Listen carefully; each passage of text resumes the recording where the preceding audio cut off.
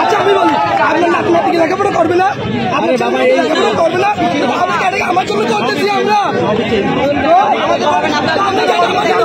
আমরা সবার জন্য করতেছি।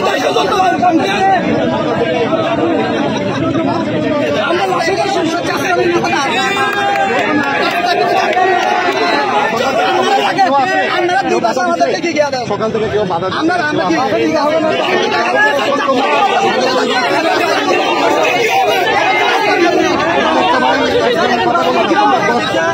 দশজনের সাথে তো আমি একসাথে কথা বলতে পারবো না।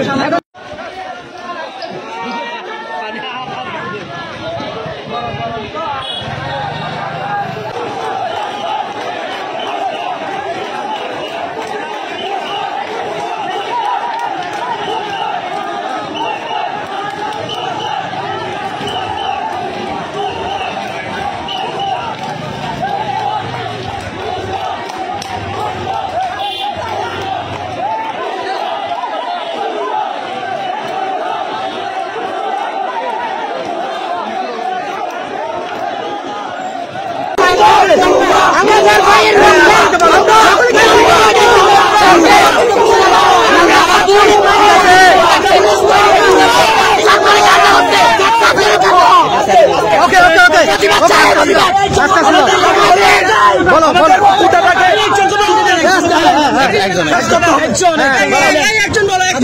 আমাদের দাবি হলো আমরা কিছু চাই না, আমরা কিছু চাই না, কোটার যৌক্তিক সংস্করণটা চাই।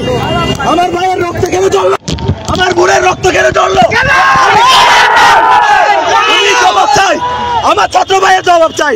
আমাদের এখানে কোনো স্বার্থ নাই, আমরা না কোনো রাজনৈতিক দলের না অন্য কোনো স্বার্থ আছে, আমরা সাধারণ শিক্ষার্থী, আমরা আমাদের ন্যায্য যৌক্তিক দাবিটা চাই, যে অধিকারটা আমরা স্বাধীন দেশ হিসাবে পাওয়ার কথা ওইটাই পেতে চাই। আমরা দাবি চাই।